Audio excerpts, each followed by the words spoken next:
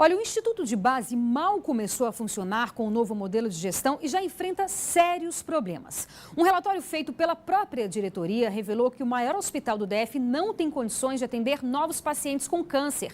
Além disso, mais de 100 leitos estão fechados e apenas 5 das 10 salas de cirurgia estão funcionando. Fora a batalha com a Justiça, que suspendeu o processo de contratação de novos médicos. As lágrimas no rosto da Helenice são de desespero. Ela acompanha a mãe, que está internada no Instituto Hospital de Base com suspeita de hemorragia cerebral.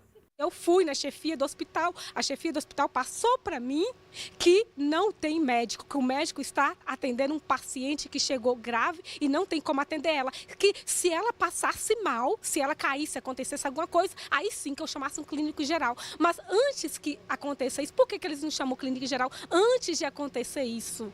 Já a Luísa procurou o hospital por causa do marido, que está com suspeita de câncer. Mas ao chegar na unidade, a resposta não foi a esperada e o atendimento foi negado, para o desespero da dona de casa. É horrível, eu não desejo isso para ninguém.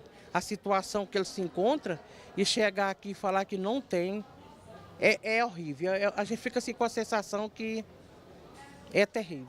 O Instituto Hospital de Base suspendeu nesta quarta-feira o atendimento a novos pacientes com câncer. Isso porque a Justiça interrompeu o processo seletivo para a contratação de novos médicos, enfermeiros e técnicos em enfermagem. Com isso, a justificativa da direção é que estariam faltando servidores. Atualmente trabalham na oncologia do Instituto 6 médicos de 20 horas e 3 de 40. Só em março foram 1.270 atendimentos oncológicos e os problemas na maior unidade hospitalar da capital parecem não ter fim. São mais de 100 leitos fechados. O pronto-socorro, referência em trauma, tem mais que o dobro da capacidade de pacientes. E apenas 5 das 10 salas de cirurgia funcionam, sendo que apenas 2 com ar-condicionado. Traz várias consequências. São salas do centro cirúrgico fechada, portas, janelas da UTI aberta, botando os pacientes em risco para pegar outros tipos de contaminação. Todo esse caos foi apontado em um relatório assinado pelo próprio diretor de atenção à saúde do Instituto Hospital de Base. É um resultado lamentável. A gente, infelizmente, o hospital, ele não pode simplesmente fechar as portas.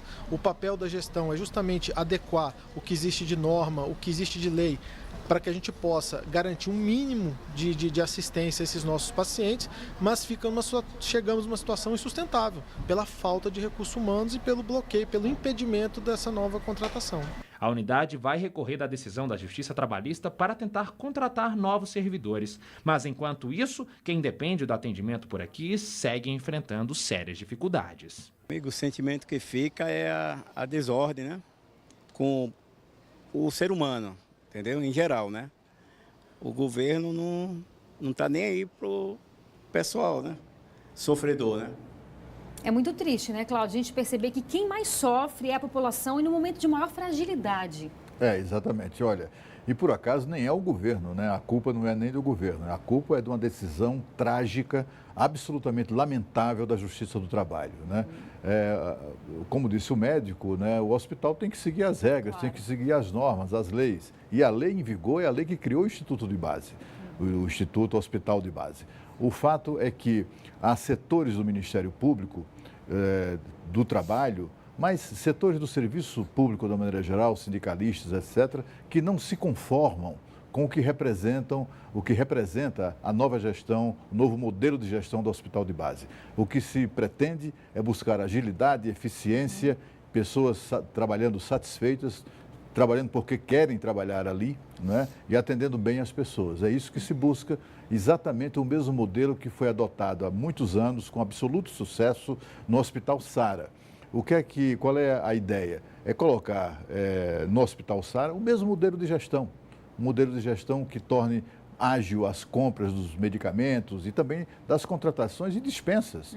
O sujeito malandro que não quer trabalhar é dispensado nesse modelo de gestão. Ao contrário do modelo de gestão anterior, que privilegia a estabilidade do emprego, ninguém pode mexer com ninguém, e aí acaba gerando aqueles encostados que acham que têm o direito de ganhar sem trabalhar, né? Essa decisão, essa ação junto ao Tribunal Regional Federal, ao Tribunal Regional do Trabalho, que resultou nessa na proibição de contratação de profissionais de saúde para o hospital de base é de uma crueldade que chega a ser revoltante e representa também um atraso na concepção do que significa um trabalho dessa natureza, não é? Aquelas pessoas que recorreram ao Tribunal Regional do Trabalho e o próprio Tribunal Regional do Trabalho não usam os serviços do hospital de base, não se utilizam de serviços da rede pública de saúde. Quem se utiliza são essas pessoas que a gente viu aqui, humilhadas, pessoas que não foram atendidas, que procuraram o hospital público e o hospital público não tem como recebê-las, porque não tem quem faça o trabalho em razão de um esquema que foi montado para sabotar, não há outra palavra, para sabotar esse modelo de gestão que se pretende implantar, que está sendo implantado no hospital de base e que vai se espalhar por todos os demais hospitais. Então, há um processo mesmo de sabotagem disso. E, infelizmente, acaba sobrando por quem não tem nada a ver com essa disputa até ideológica, não é? Que são aquelas pessoas que a gente vê desatendidas ou mal atendidas no hospital de base. Esse é o mais triste, né? E olha, o Temer faz hoje a primeira reunião com os novos ministros. Foram 11 nomeações esta semana. Todos já trabalhavam no governo, seja como interinos ou secretários. A gente volta a falar ao vivo com a Carolina Vilela. Carol? É isso mesmo, Renata. Olha, participaram dessa reunião e dessa primeira reunião cerca de 32 pessoas. Além dos novos ministros, estiveram presentes também os presidentes do Banco Central, do BNDES, do Banco do Brasil e da Caixa Econômica Federal. Nessa primeira reunião, o presidente Michel Temer fez uma espécie de balanço positivo do governo e reforçou que os novos ministros têm a missão de continuar o legado que já foi construído até agora. Um dos principais assuntos da reunião, claro, Renata, foi a economia. O presidente afirmou que a nova equipe deve concentrar esforços para manter o teto dos gastos públicos. Ele enfatizou como uma das principais conquistas do governo a valorização das estatais. Vamos ouvir o que ele falou. Isto gera confiança e credibilidade, né? E é a confiança e credibilidade que gera os patamares recordes que têm sido obtidos pela Bolsa de Valores. Quando aqui chegamos, o pico estava em 42 mil pontos, mais ou menos, e atingiu picos de 87 mil pontos. E tudo isso, meus amigos, num prazo de menos de 2 anos de governo. A significar que nestes próximos 9 meses, nós ainda poderemos realizar, estou repetindo, mas reitero com muita ênfase, tudo aquilo que poderá ser feito.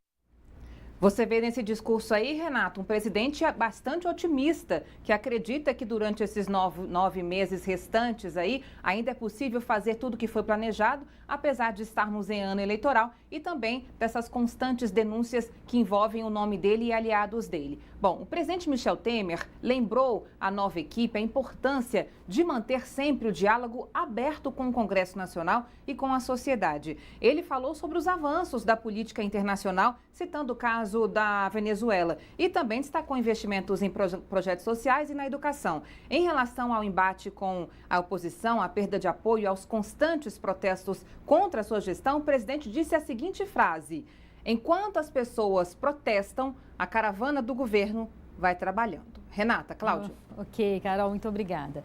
E olha, uma quadrilha especializada em roubar lojas de celulares foi presa na noite desta quarta-feira no Gilberto Salomão. As câmeras de segurança do estabelecimento registraram a ação dos assaltantes. Veja só. Os ladrões entram na loja como se fossem clientes. De repente, um deles anuncia o assalto e rende os funcionários com uma arma. O outro se levanta e vai em direção à vitrine. Ele volta ao balcão, fala com a funcionária e pega uma chave. Abre a vitrine e começa a encher uma mala com os produtos da loja. Ele se prepara para fugir, mas do lado de fora já está sendo observado e é preso assim que sai. A polícia prendeu a arma usada no assalto, que era de brinquedo, e este carro, que seria usado na fuga. Foram recuperados 16 celulares que somam o valor de R$60 mil. Ao todo, 4 pessoas estão presas. Os criminosos devem responder por roubo e formação de quadrilha. E você vai ver a seguir: homem é preso com mala cheia de dólares no Gama. É o que você confere logo depois do intervalo aqui no Band Cidade. Não saia daí, eu espero você.